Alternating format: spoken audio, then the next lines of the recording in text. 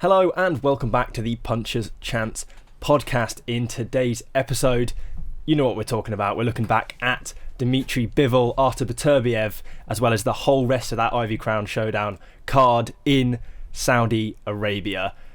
The obvious question, the obvious place to start, who won? It was very close. I had it as a draw. I had it 114 even, but I'm not agreeing with people like saying that Bivol was robbed. It was close either way. You could give it either way, but the 116-112 I definitely didn't agree with. I think it was a round either way for both fighter, but it was such a good fight to watch. It kept me captivated for the whole 12 rounds. It was just the top level skill of boxing. It was really good to watch. So I'm definitely up for watching a rematch between the two of them, I think.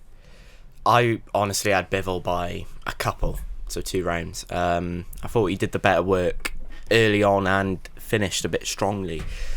But watching it back, I can understand where people were maybe giving the round to Beterbiev. There was a lot of 10-10s in it. You know, you could either go one way or the other, and that just showed how good the fight was. And to finally have an Undisputed, what I was quite happy about, we had a winner. We didn't have a draw. We had a winner, and that means we can have a rematch. And it looks like Turki Al-Sheikh, after the fight, went up to Bivol and said, "You won that, maybe." I'm not a good lip reader, but hopefully we get the rematch now mid next year or something. But yeah, just what a fight. Both technically gifted, both at the peak of their games. And yeah, I just, like Ben said, watching it, I was on the edge of my seat from round 1 to round 12 because you didn't know what was going to happen. Beterbiev's got that power that we seem to only get come towards the end of the rounds. Unlike Bivol, you know, showing his high guard and all, and yeah, it was just a great fight. I think it depends on what you sort of like from your fighter. Like Beterbiev, I think in many people's eyes won rounds because of his aggressive front foot style and obviously landing the power punches, whereas Bivol probably had the cleaner work. Like he was pulling off some combinations that really, which were winning some rounds for me, but it was so hard. It is down. It's like with boxing and combat sports especially, it's different to any other sport where it's quite subjective in terms of scoring, and that's what makes it so difficult and why it's so controversial sometimes when you see the scores, because it will massively depend on them 3 judges who are sat there what they like to see from a fighter, and obviously on the night they preferred the more aggressive style of Beterbiev, and that's why he's picked up the win. Yeah, it was interesting. I scored it to Bivol as well, and I've had a look at, we've done a couple polls across the socials. It's roughly 50% of people reckon Bivol won, about 30 odd reckon it was a draw, and then the rest reckon Beterbiev won. It seems like most people in the arena had given it to Bivol. A lot of people watching it on TV comparatively have given it to Beterbiev, so it maybe weirdly shows the optic. Maybe on television it looked more like Bivol was running. In the arena it more like he was moving, he was using the ring. I don't know, but I think the reason I had it scored as I did was it was just that Bivol kept that guard so high that, I mean, I don't know if you've seen the picture of his wrist. His wrist is so swollen from just blocking those shots, and you know, how do you score that shot when how many of them go through? You don't know. Only Bivol can tell you how many of those actually hit him, actually hurt him.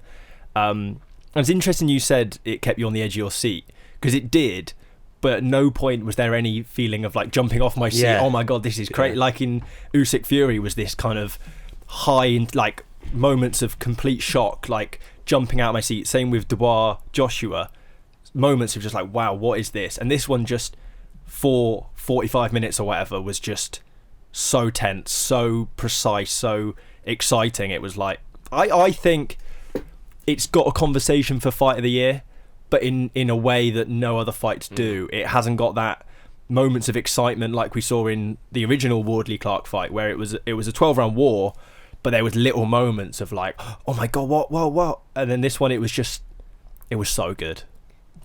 I can understand what you mean by Fight of the Year. It was probably the best boxing Fight of the Year, boxing wise. Both men were just incredible, and like we said, Bivol, like you said, a lot of people in the arena had Beterbiev, which again, watching at home, you're looking at the TV screen, you're only seeing probably the top, you're not seeing the footwork and all.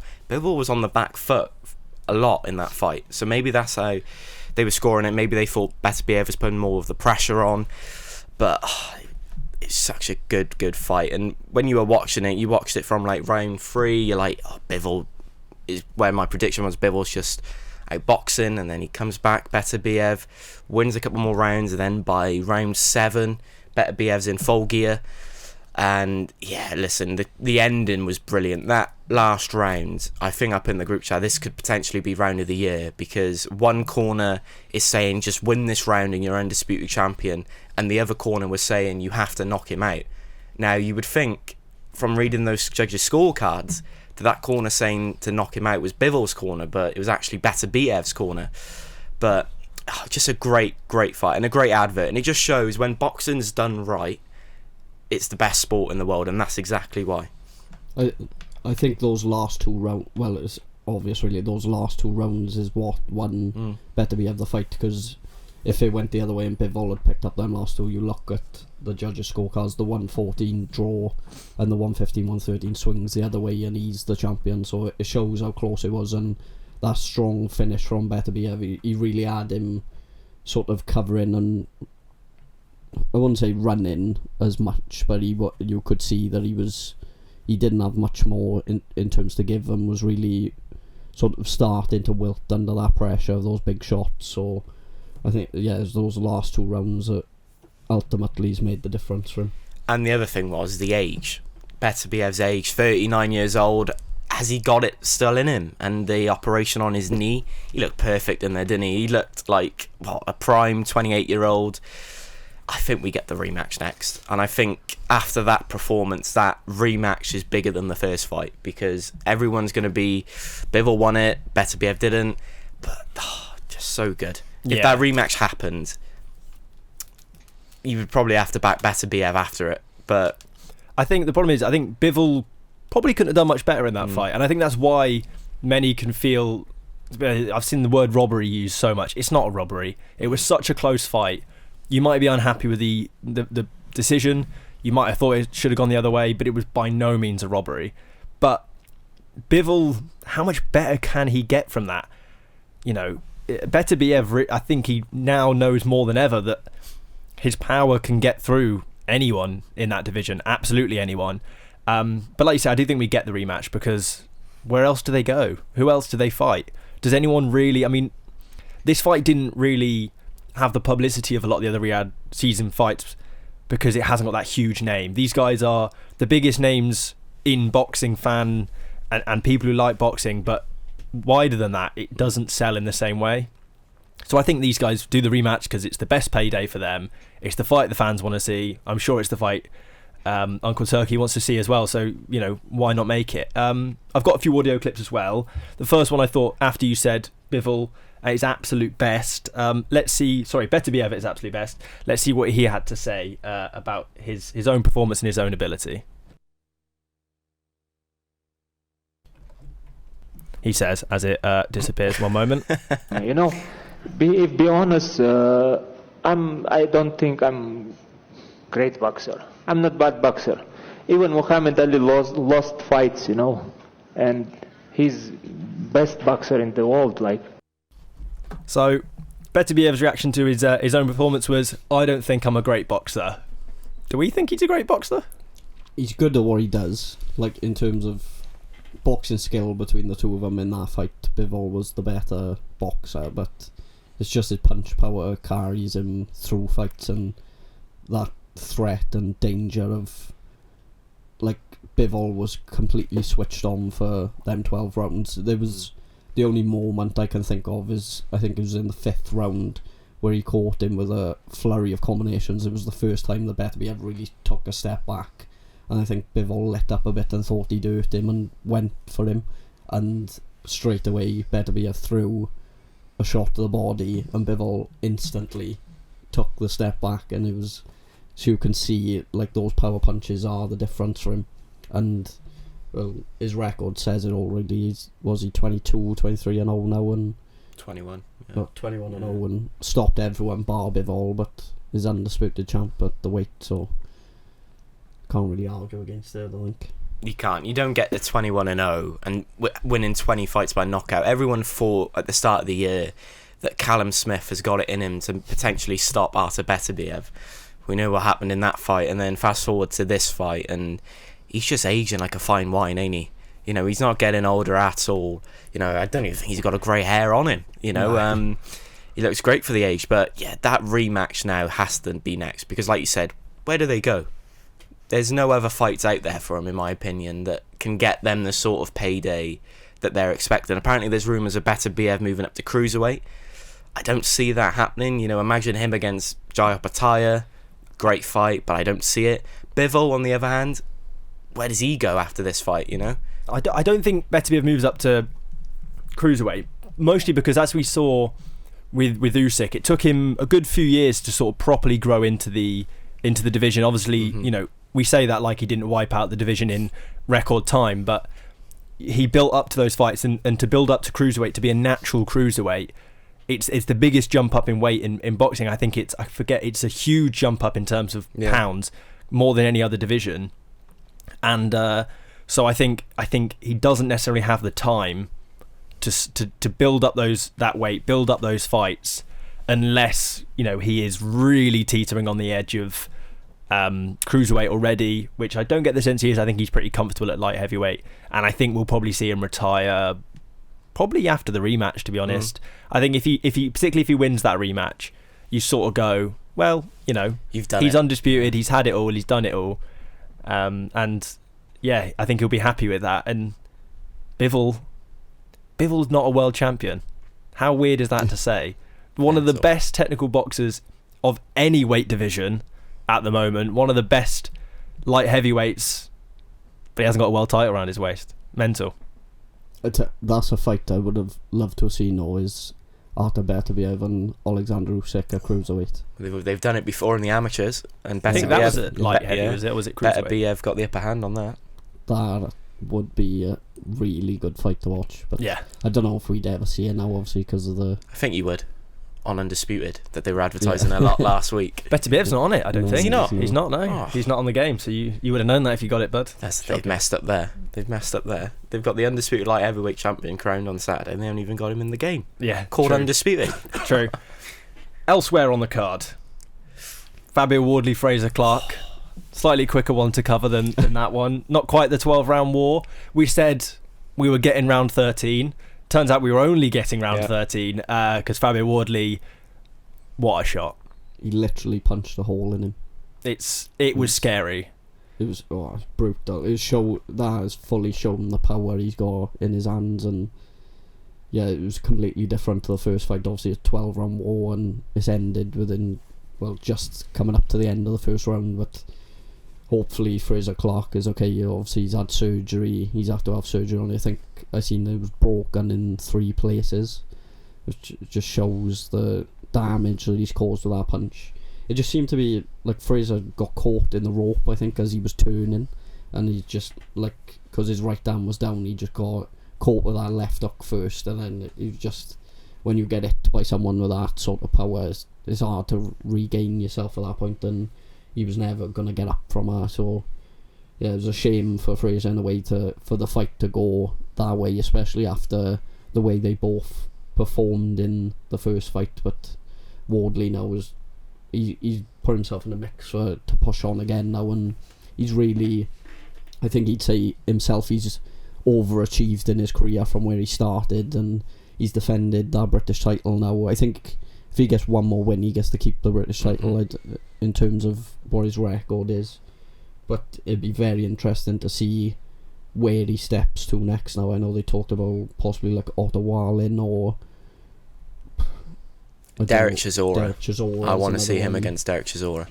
Great fight. I think, yeah, it's so difficult to pitch because there is such a big gap, particularly at heavyweight, between domestic level and world level, and there's so many great fighters at world level. He's obviously, you know, the best at domestic level as far as we've seen with the British and the Commonwealth.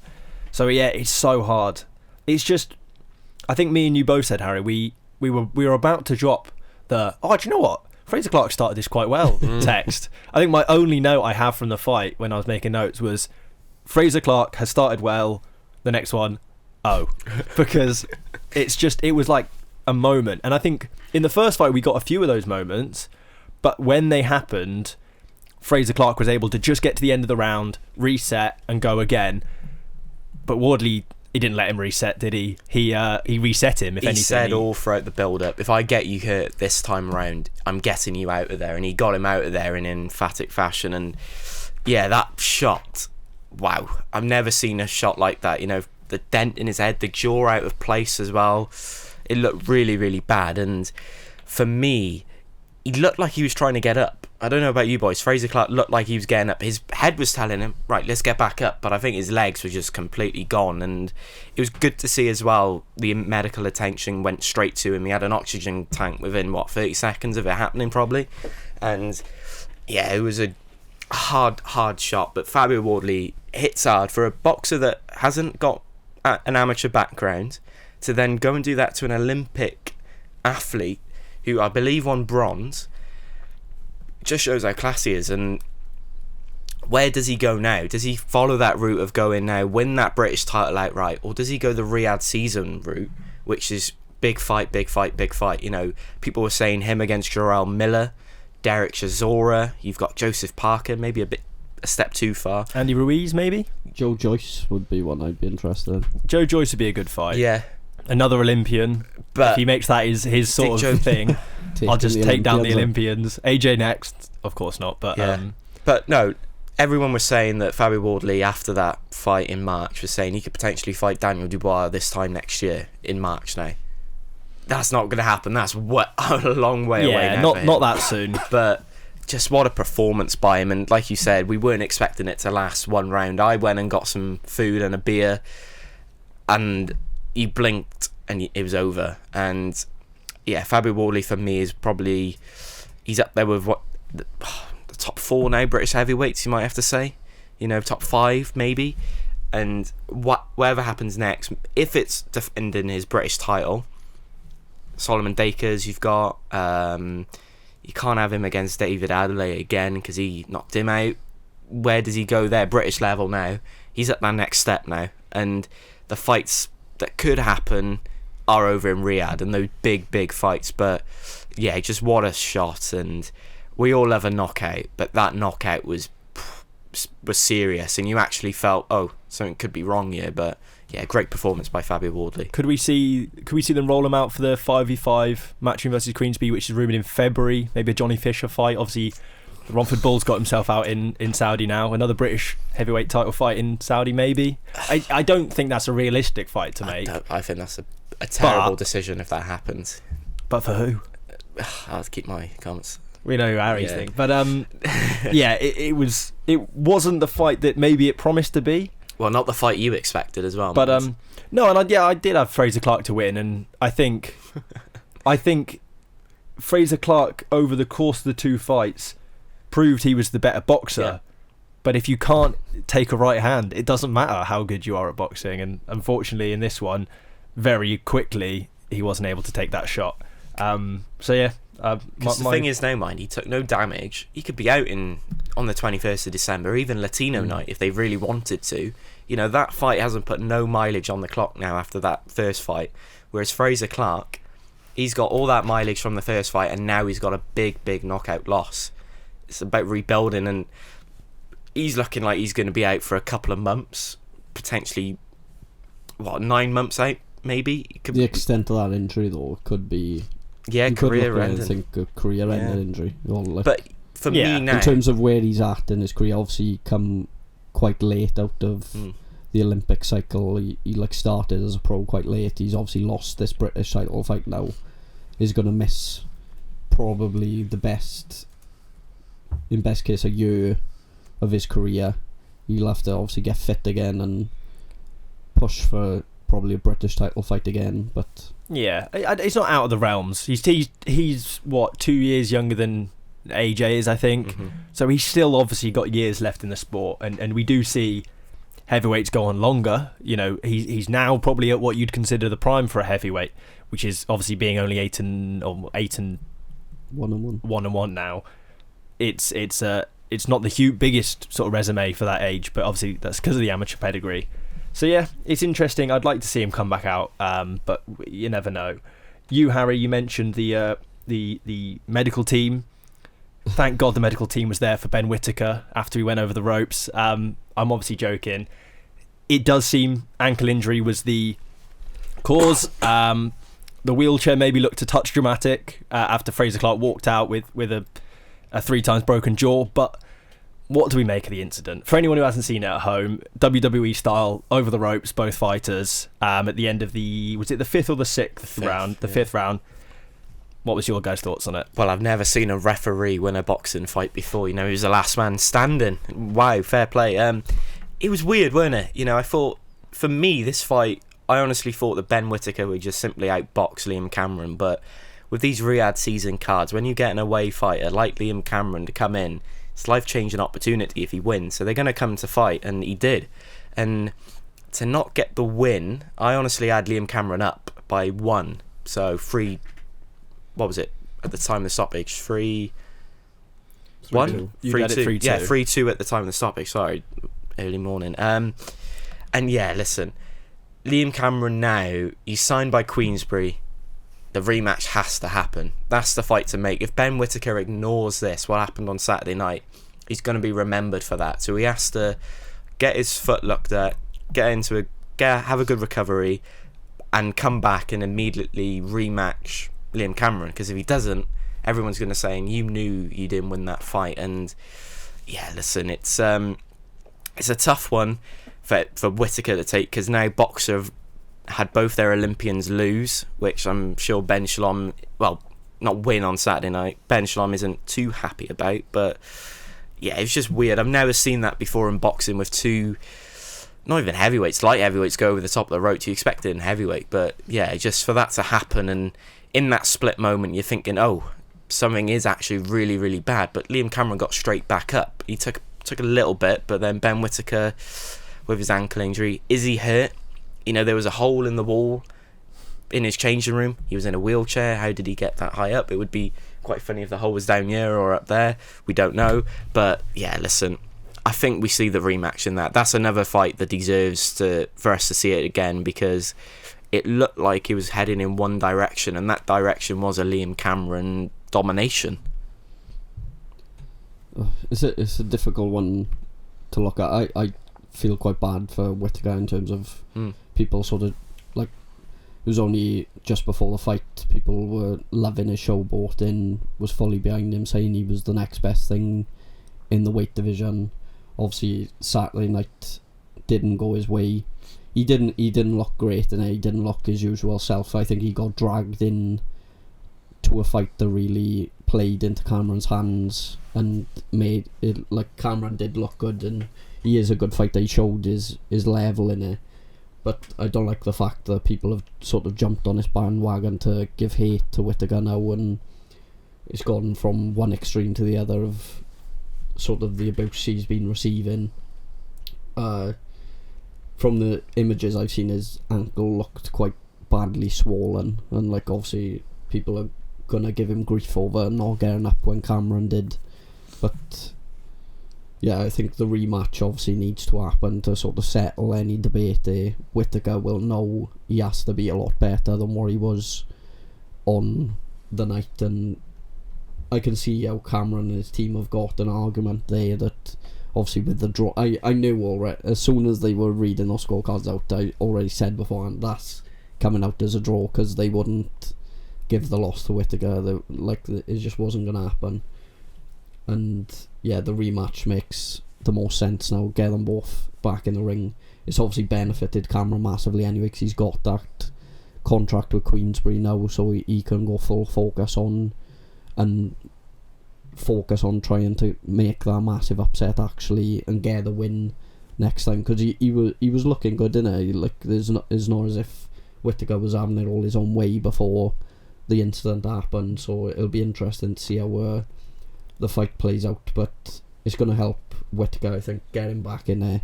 He knows he knows how good Cameron is now, and knows he has to step it up and really perform at the level we've seen him in his previous fights. Yeah, it's Cameron can feel absolutely hard done by, because many people had had him up winning. Many people had, not many people, but a few people did have Whittaker up winning. Whittaker can feel fortunate it ended in the way it did. In that 5th round, his punches lost all their zip. He lost his feet. I just think, like you say, it was weirdly, uncharacteristically sluggish from him. He started off relatively sharp in the first round, but not as sharp as he normally does. He still has great variation of shots, but the footwork and the head movement wasn't there in the way it normally is, and that ultimately very nearly cost him, and very easily could have cost him. I'm gonna chalk it off as convenient for Whittaker rather than a coincidence, or rather than not a coincidence. I think it probably, you have to give him the benefit of the doubt. You don't want to be going over the top of the ring and have a nigh on probably 80-90 kilo man falling on top of you as well. So it's easily possible that he could have got injured. It's just a shame that it happened at a point in the fight where he was looking so difficult and looking like he was struggling, because then the optics are, well, he's found an easy way out, which may or may not be true. I'm not really going to play up to the I'm not a Twitter troll, so I don't have that in me to go, oh, he's definitely Whittaker, all of this rubbish. It's not necessary. Give him the benefit of the doubt. The other fights on the card, just having a look, there's one fight pretty much on this card that didn't have something slightly weird happen with it. Obviously you had that one, Fabio Wardley first round knockout, the Beterbiev Bivol decision, Jai Opetaia so dominant for a world title fight, and we'll get onto that now. But the one fight that was pretty normal, Skye Nicolson, Raven Chapman, it was pretty comfortable, wasn't it? Yeah, I think we were hoping for a bit more of a fight between the two of them, and hoping that Chapman could sort of drag that dog fight out of Skye Nicolson, but she didn't need it, did she? Again, she was just so composed, catching her coming in, and was out of range before Chapman even knew what was happening, really. I think I give Chapman maybe 2 rounds of the 10 at most, and Skye Nicolson is just such a good fighter. She is by far the best fighter in that weight class, and I'm not sure if there's any fighter in that weight class, I guess, near her. I think she's the best fighter, best boxer in women's boxing, without a doubt. Possibly. And technical ability wise, I think she competes with many men. Obviously she wouldn't compete with the men, there's obviously physical differences, but technical alone, she is phenomenal. She made a tough fight look easy Saturday night. That's what she did. And yeah, like Ben said, her boxing IQ is really, really good, coming in and out and all that. And yeah, I was expecting a bit more from Raven Chapman, but it was just great to see history being made. The first female world title fight in Saudi Arabia, and hopefully more to come in the future, not just a one-off. Hopefully we get a lot more fights over there, because in my opinion, these women fights are sometimes better than the men's fight, because they've only got 2 minutes to work each round, so they have to start strongly. And yeah, where does Skye Nicolson go here? Because like Ben said, she's the best in her division by a country mile. I don't think anyone touches her, Yeah, I think she's pretty much spent her whole career to this point chasing big fights, calling out big names, and I don't think she's far off being able to kind of put her feet up and wait for those big fights to come to her, because she is so great. I don't think she's got enough with just the WBC title, so I think her aim is to try and pick up some more, and then you really have the bargaining chips, don't you? Her nickname's Future Undisputed. Yeah, she's going to be undisputed champion probably before the end of next year, if not 2026. So probably, yeah. Probably. So what the biggest challenge is either Katie Taylor or Amanda Serrano, and obviously you've got that to settle next but month. But also that's at lightweight, super lightweight. Yep. Is it super lightweight or lightweight? I forget. It's one of the two. And that's 2-3 weight divisions above Skye, which I know in the women's division we've seen a lot more movement in terms of that. We've obviously seen Terry Harper move up from lightweight to super welterweight, so it's by no means unfeasible. But I just don't know if Skye needs to rush up to that now. It will be whether or not she wants to chase a legacy fight, because Amanda Serrano probably hasn't got a huge amount of time left in the sport. Katie Taylor and Chantal Cameron probably have a little bit longer, but again, they don't have a huge amount of time, enough for Skye to unify the featherweight division, the super featherweight division, and then tackle them at lightweight. By that point, those guys girls I should say, are looking to move on. I think style wise, the fight with Raven Chapman, we said Chapman was going to be about as good a test for as possible.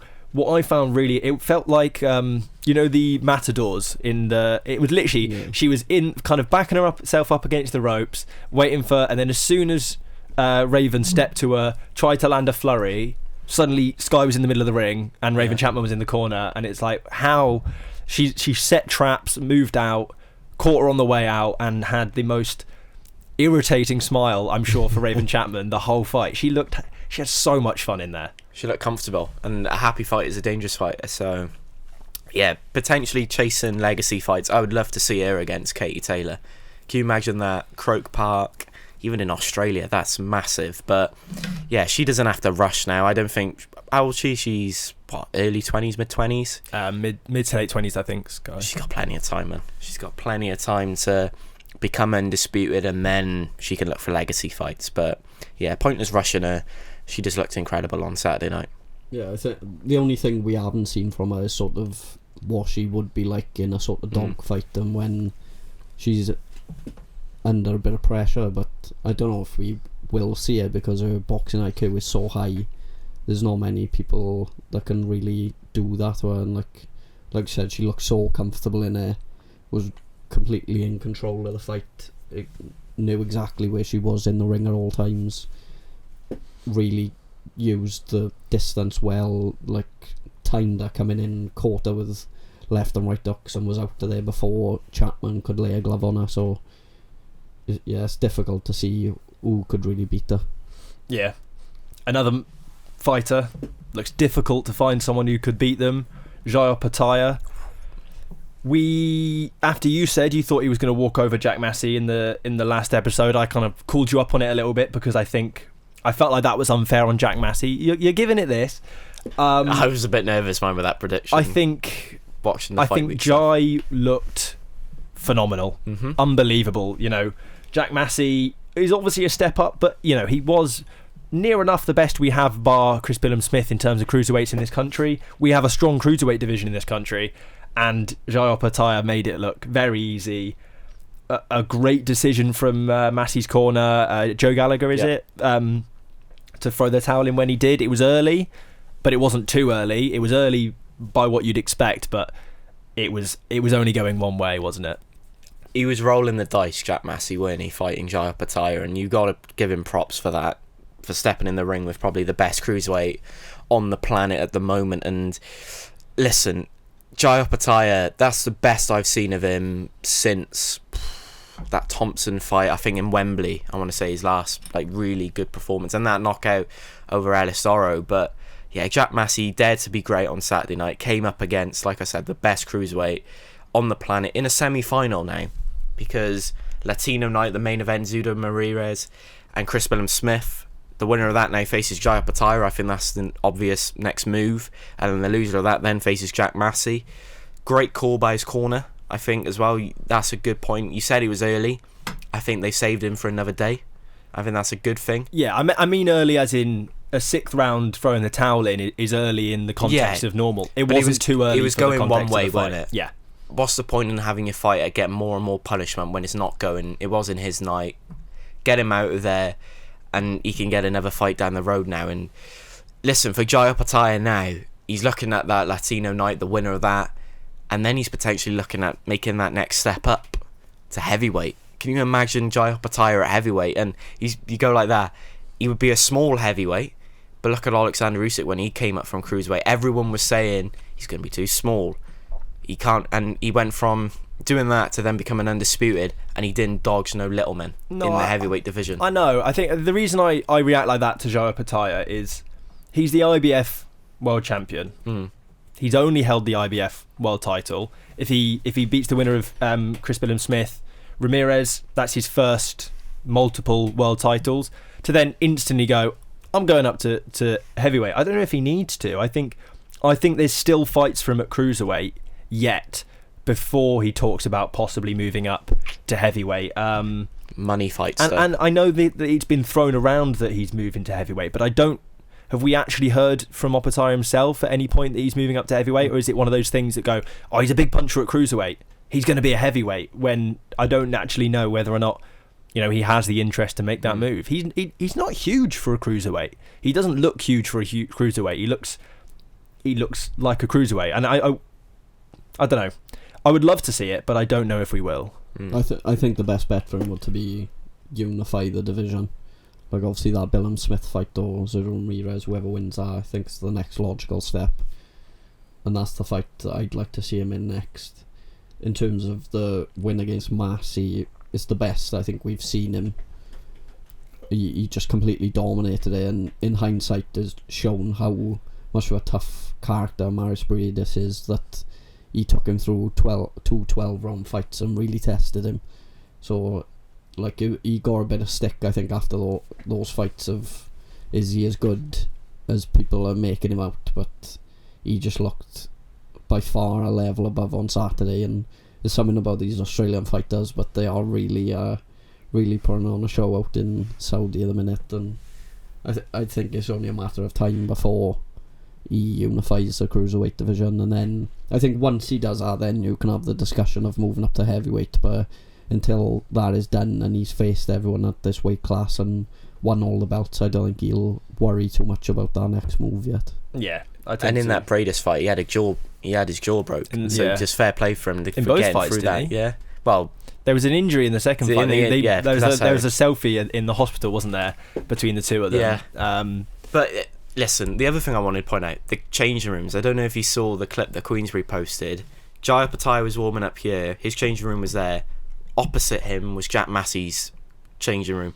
So they were both warming up and they could see each other. So that was probably, I don't know who did that, probably should get sacked, because imagine warming up and you're seeing the person you're fighting, you're thinking, oh Christ, he's the real deal. But yeah, Jai Opetaia, for me, he faces Chris Billum-Smith next. I think that's been the Brit inside me. Certainly hope so, yeah. Yeah, imagine that, Riyadh season coming on tour again to the UK. That's a brilliant even main event maybe in the UK, him against Chris Billum-Smith. That's probably the best fight in boxing in the cruiserweight division. I'm going to make sure I get my words right this week before you clip something up and I get a load of hate. He's laughing, but he loves doing it. That's the word. He boils me. It thingies me off sometimes. One man that we're forgetting on this card that I can't believe, what are we in now, 32 minutes, is it? 38 minutes, is Chris Eubank Jr. Yeah. I can't believe it's taken us nearly 40 minutes and we haven't discussed Chris Eubank Jr. That just shows how good this card was. And he had probably the most, well done, you did what you were meant to do sort of performance. I think the problem with it is we expected it, and it probably took longer than it should have. Yeah. I think it felt like he could have done that at any point, and it obviously eventually finished in the 7th, but I think if he really wanted to, he could have done that a lot earlier.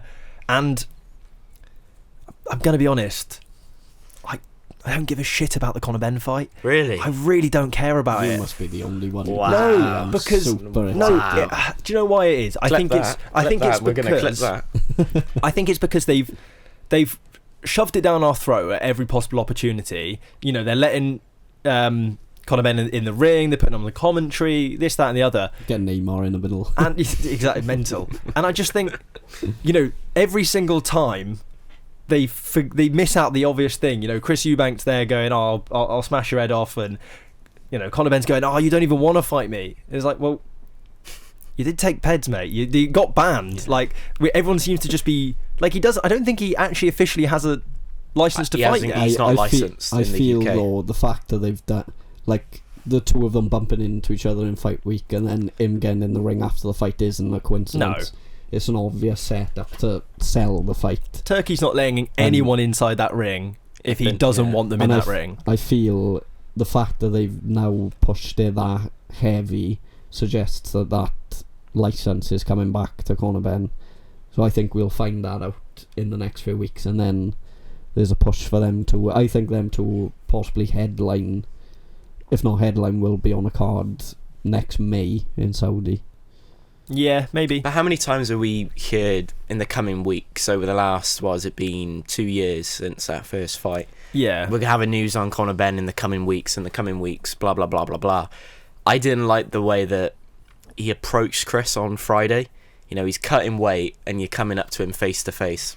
what are you doing there, mate? Like, Yeah. leave the man to focus on his fight. Then after the fight, go after him. It wasn't a great performance, in my opinion, by Chris on the night, but I'm sure he's going to be a lot better against Conor if they do fight. But I can't believe you don't want to see this fight. This fight, for me, The build up for that. I fight, don't- it is the best thing. That's the best thing about the fight, is the build up, and you know that both men aren't going to take a backward step. Yeah, They're I going don't. to come It's not, forward. it's not that I don't want to see this fight. I just don't.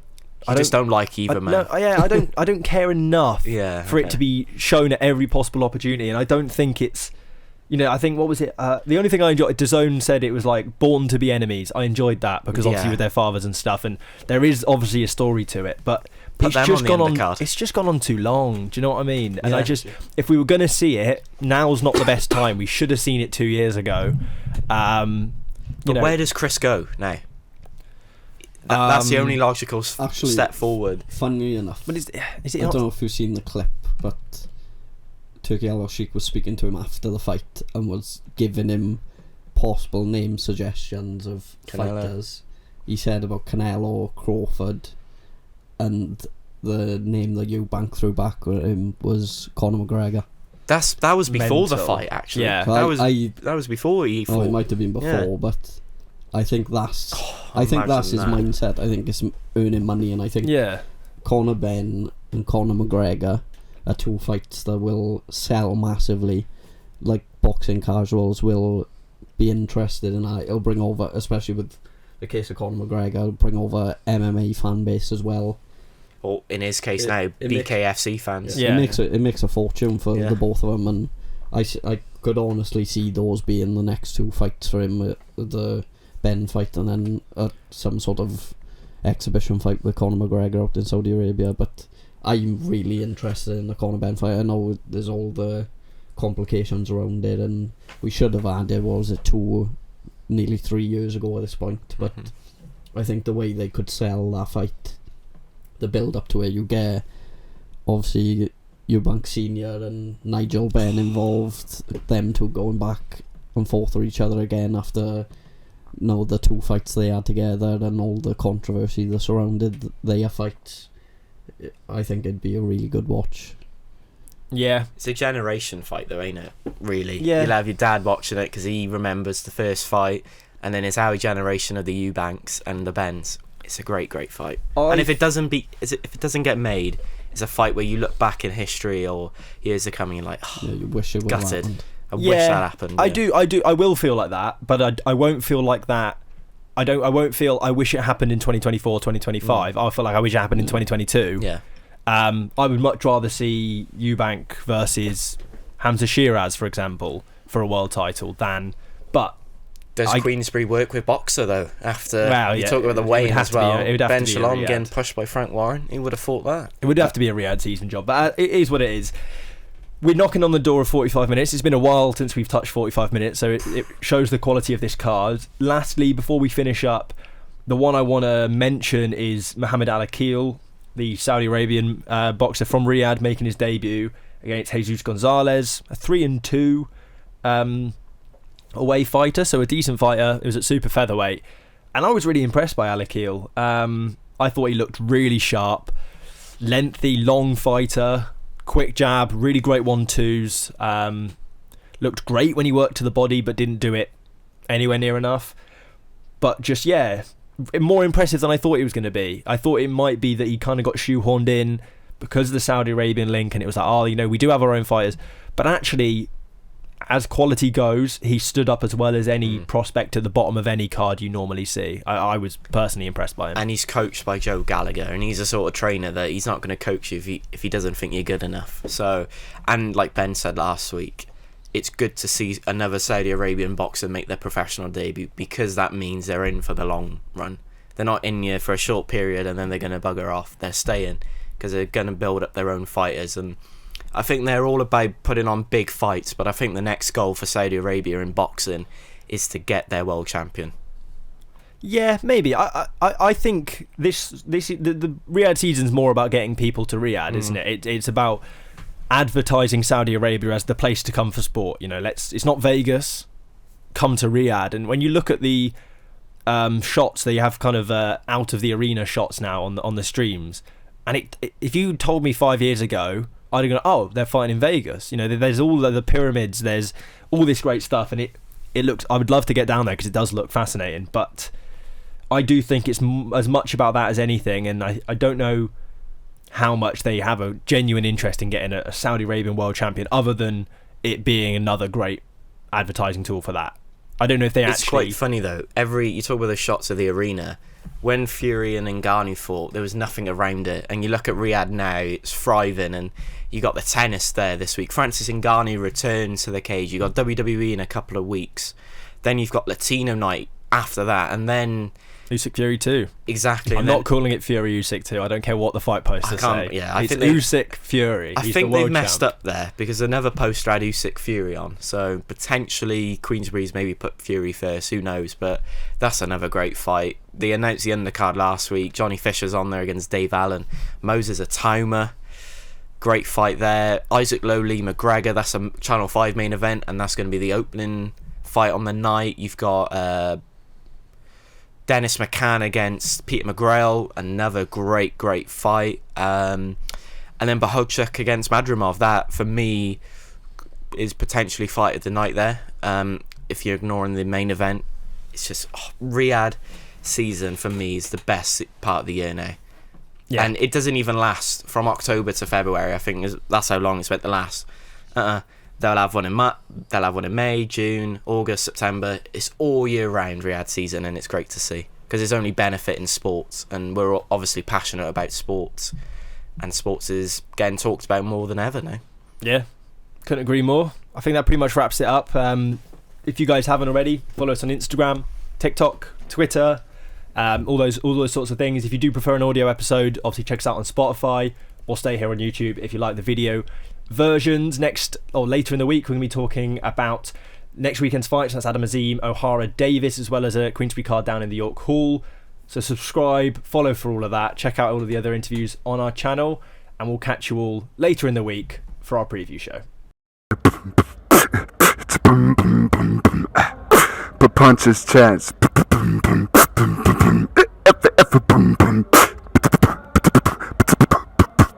Punches Chance Podcast.